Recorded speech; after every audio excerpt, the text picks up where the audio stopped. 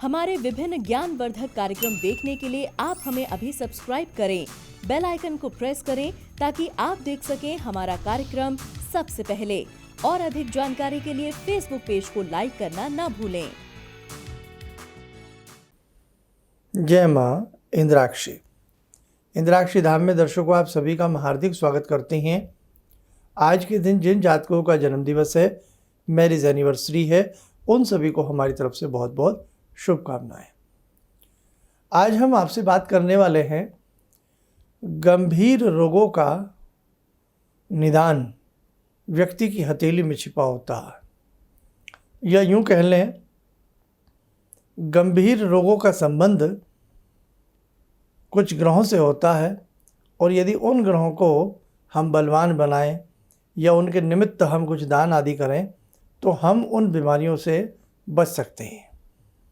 आइए पहले आज का पंचांग देख लेते हैं।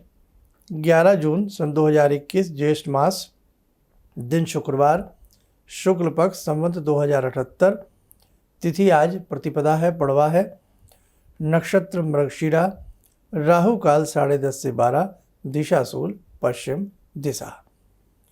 कई बार ऐसे ऐसे रोग हो जाते हैं, असाध्य बीमारियां व्यक्ति को पकड़ लेती हैं। 10-10 साल, 15-15 साल उन रोगों का इलाज नहीं हो पाता। कुछ बीमारियां तो इतनी अजीबोगरीब हैं जिनका नाम मेडिकल साइंस कई बार तय तक नहीं कर पाती है। अनेकों प्रकार के रोग हमारे शरीर में दौड़ते रहते हैं। वैद्य लोग अपने हिसाब से उन रोगों का इलाज करते हैं, होम्योपैथी अपने हिसाब से, मेडिकल अपने हिसाब से, एलोपैथी, सब अपने अपने हिसाब से उन रोगों को दूर करने का प्रयास करते हैं। उसी में से एक प्रयास हस्तरेखा, जो अच्छा देखना जानते हैं वो भी अपने हिसाब से करते हैं। कैसे? अब देखो, हमारे 9 ग्रह हैं और रोग हैं हजारों, अनेकों प्रकार के रोग हैं। कैंसर जैसी बड़ी बीमारी को रोगों में आखिरी रोग कहा जाता है, और ये वास्तविकता भी है। वैसे तो कोई भी रोग हो जाए, छोटे से छोटा रोग भी हमारी जान ले सकता है और हमारे लिए बुरा है, लेकिन कैंसर तो आप जानते ही हैं, बहुत खतरनाक बीमारी है ये। भगवान न करे ये किसी को अपने बाहुपाश में ले। तो इंसान की हथेली से क्या इस प्रकार की कुछ बीमारियां पता लग सकती हैं और उनका निदान पता लग सकता है?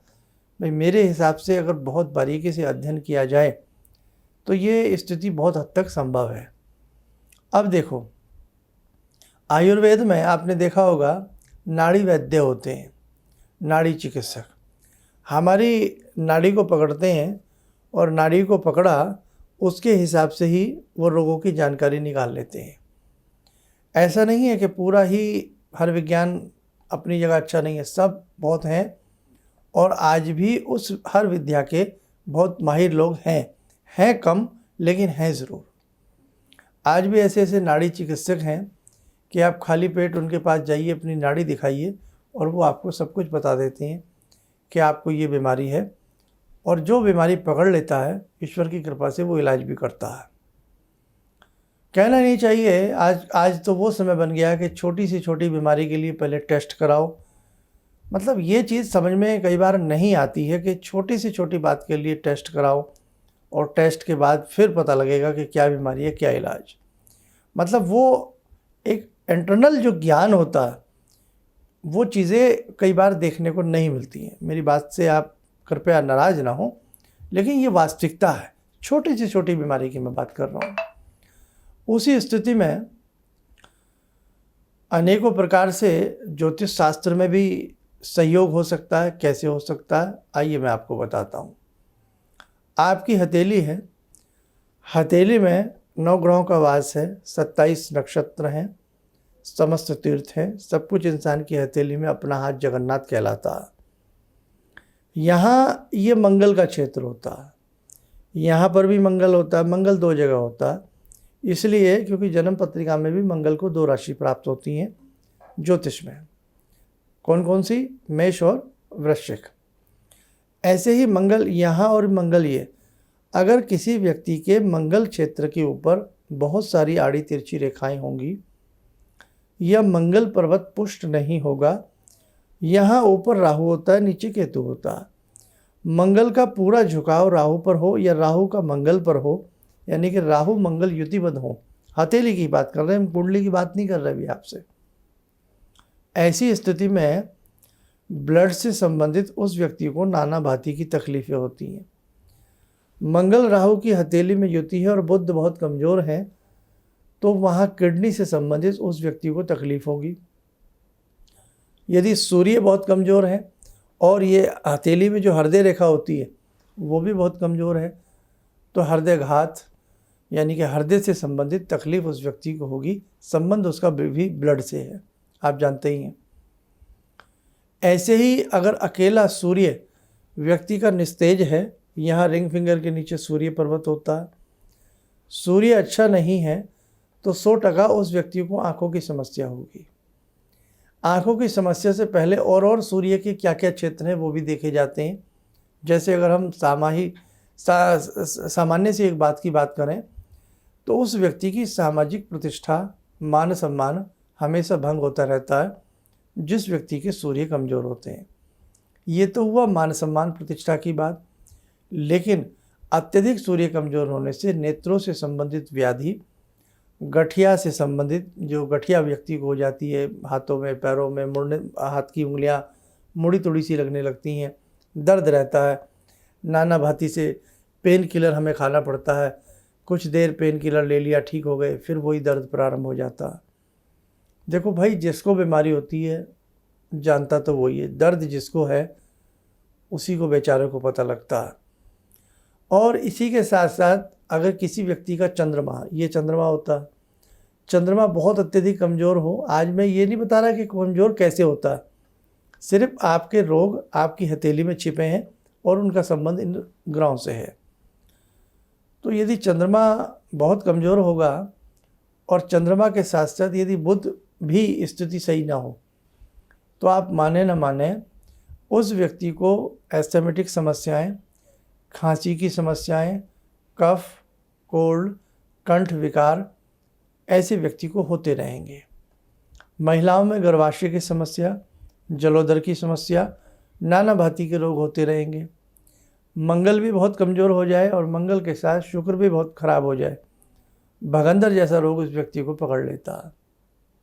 मंगल बहुत अशुभता में हो और मंगल के साथ साथ उस व्यक्ति की हथेली की आयु रेखा क्षीण हो, ऐसी स्थिति में पाइल्स की बीमारी, बवासीर की बीमारी, अब वो सूखी भी हो सकती है, जैसे खुजली वाली होती है, ब्लड वाली होती है, मस्से बनते हैं, तो नाना भांति की तकलीफ उस व्यक्ति को उठानी पड़ेगी।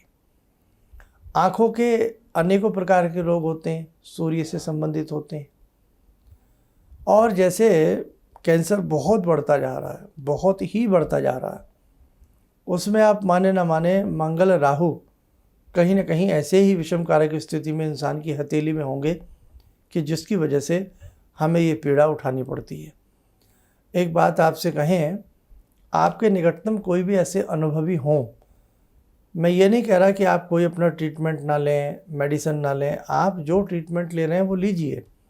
आप अच्छे से अपना किसी भी प्रणाली के माध्यम से, होम्योपैथी, आयुर्वेदी, एलोपैथी, जिसके मर्जी से आप अपना ट्रीटमेंट कराइए, उससे मतलब नहीं है। थोड़ा सा आप इस तरफ भी अपना ट्रीटमेंट लीजिएगा। अब उसमें जैसे मैं अपनी बात करता हूँ, हमने देखा कि भाई इस व्यक्ति के साथ इसको पाइल्स है या इस व्यक्ति को मधुमेह है, डायबिटीज़ है, या महिलाओं में गुप्त रोग हो जाते हैं, परदर की समस्या हो जाती है, श्वेत परदर और अनेकों प्रकार की मासिक धर्म की अनियमितता हो जाती है, तो वहाँ भी हमें शुक्र मंगल को देखना पड़ता है।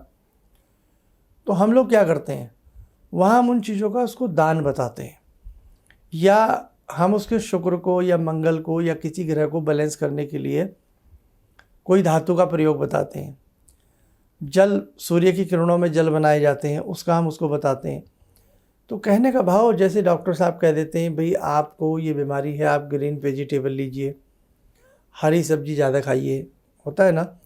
हमारी आंखें बनती हैं जब आंखों का ट्रीटमेंट होता है, तो जब जिस व्यक्ति की आंखों में ऑपरेशन या कुछ भी होता है, हरे रंग का कर्टेन, हरे रंग की यहाँ पट्टी बांधी जाती है।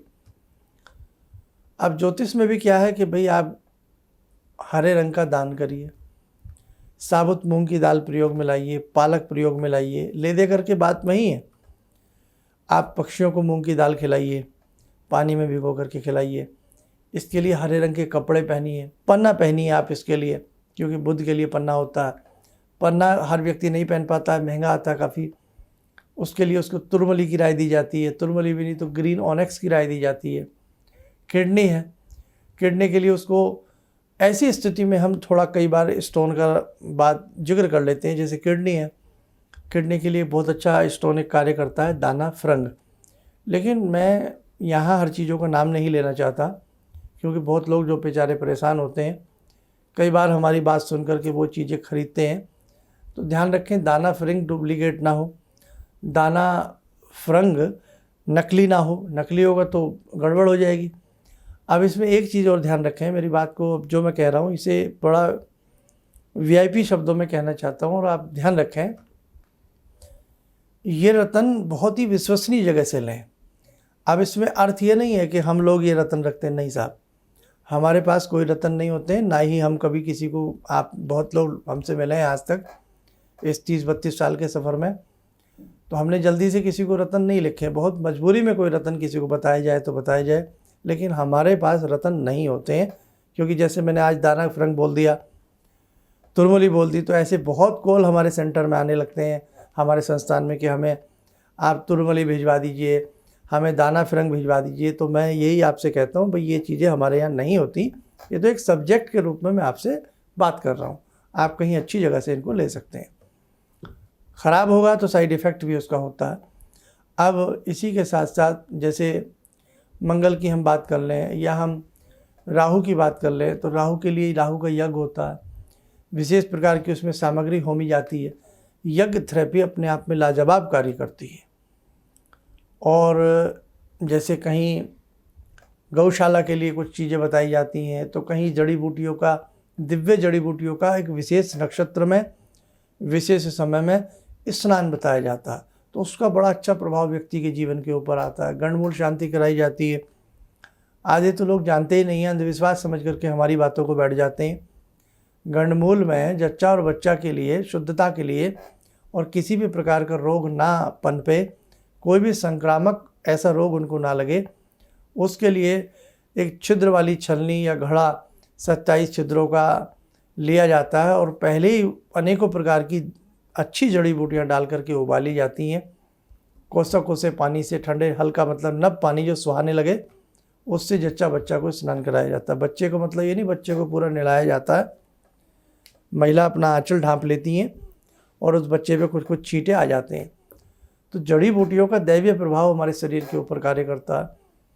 हमारे शास्त्रों में ऋषियों ने जो परंपराएं बनाई हैं उनके पीछे बहुत बड़ा आधार है। ऐसा नहीं है कि उन्होंने कुछ भी बना करके रख दिया, ऐसा बिल्कुल भी नहीं है। आप इस बात को माने या ना माने। तो आज मेरा आपसे कहने का यही भाव है कि जब हमें लगे कि हम चारों तरफ से अनेकों प्रकार की बीमारियों से घिरे हैं, या हम इलाज करते करते भी थक रहे हैं, कोई रास्ता नहीं मिल रहा है, तो एक बार किसी मर्मज्ञ व्यक्ति का आप सहारा लें और उनसे अपने हाथ की रेखाओं का अवलोकन कराएं। मुझे पूर्ण विश्वास है आपको राहत ज़रूर मिलेगी। आइए मेरे साथ को समय हो चला आज की ध्यानमाला का। आज की ध्यानमाला में जुड़ते हैं महाभगवती उस प्राम्बा महाशक्ति से। ॐ सिन्दूरारुणविग्रहां त्रिनयनां माणिक्यमूलस्फुरात् स्तारानायकशेखरं स्मितमुखी भापेन वक्षोरुवां पाणिभ्यामलपूर्णरत्नचषकां रत्नोत्परां बिभ्रति सौम्यां रत्नगटस्थरक्तचरणां ध्यायेत्पराम् अम्बिकां खड्गं चक्रगदेषु चापपरिगान् शूलम्बुशुण्डिं शिरा शङ्खं समदधतीं करे स्त्रीनयनां सर्वाङ्गभूषावृतां नीलास्मद्युतिमास्य पाददशकां सेवे महाकालिकां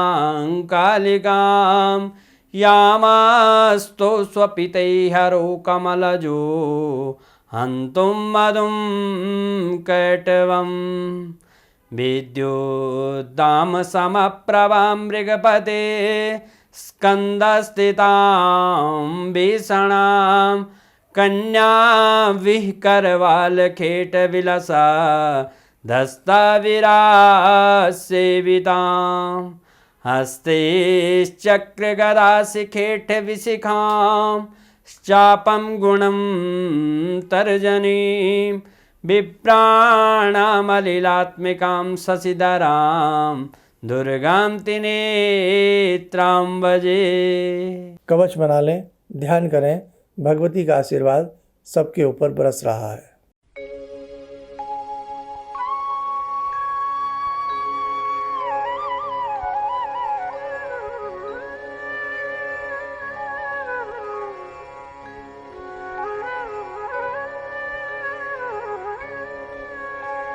ओम बोलते हुए नेत्र खोलें, सामान्य हो जाए।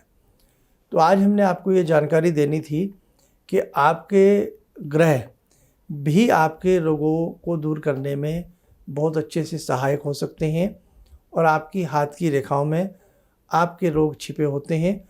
उनको किसी न किसी माध्यम से आप अपने जीवन में कुछ उपाय करके, सरल कोई दान पुण्य करके, कुछ ना कुछ आप रिलीफ, राहत हमारे हिसाब से ज़रूर पा सकते हैं। इन्हीं शब्दों के साथ हम अपनी वाणी को विराम देते हैं। जय माँ इंद्राक्षी। मेरी बार बार आंखों की नाड़ी फट जाती थी, तो डॉक्टर ने मेरे को बोला कि ये कैसे हो गया। मेरे 30 साल की प्रैक्टिस में कभी भी इस आँख की रोशनी चली गई थी, तो वो मैं मंत्र करती थी, आपने मेरे को बताया था, तो उस मंत्र से मेरी रोशनी वापस आ गई। मेरे को काला मोतियाबिंद है, तो हाँ अब ठीक है, इस रोशनी आँख में आ गई। तो वो बोले कि मैं बड़ा हैरान हूँ कि रोशनी ये वापस आ कैसे गई, तो आपकी कृपा से आई।